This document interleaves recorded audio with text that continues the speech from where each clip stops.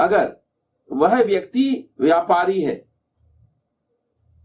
तो अन्नों को गोदामों में भरे भरे सड़ जाने देगा, पर किसी जरूरतमंद को नहीं देगा। कम कीमत में बिल्कुल नहीं देगा, भले वो रखे रखे घुन जाए, सड़ जाए। और ऐसा ही उसके धन का भंडार है, वो किसी जरूरतमंद को नहीं देगा, कम ब्याज में कभी किसी को नहीं देगा। भले उस पैसे का कभी कोई दुनिया में प्रयोग ना करे, परंतु वो व्यक्ति जब तक उसको जितना चाहिए उतना ब्याज नहीं मिलेगा, नहीं देगा, क्योंकि वह व्यक्ति व्यापारी है।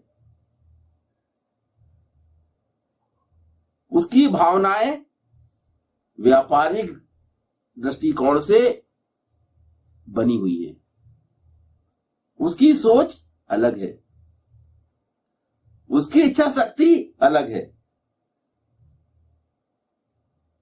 तो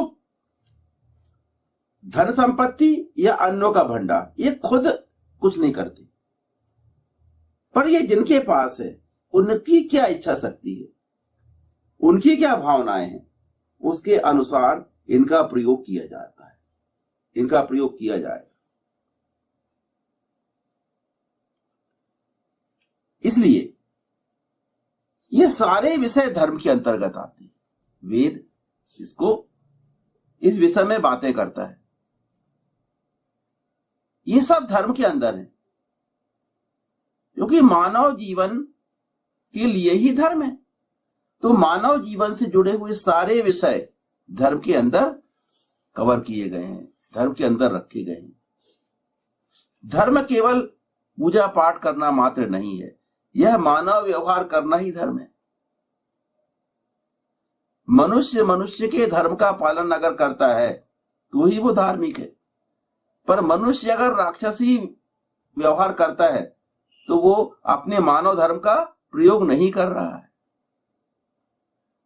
वो कितना बड़ा उपासक क्यों ना हो, वो कितना बड़ा आस्तिक क्यों ना हो, पर जो अपने मानव धर्म का प्रयोग नहीं कर रहा है वो धार्मिक नहीं है।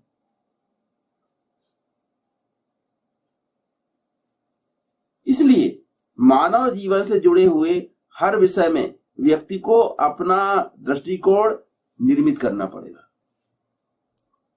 अपनी इच्छा शक्ति का उसे उस दृष्टिकोण से निर्माण करना पड़ेगा, उसका प्रयोग करना पड़ेगा। यह मंत्रांश इसी बात की तरफ प्रेरित करता है।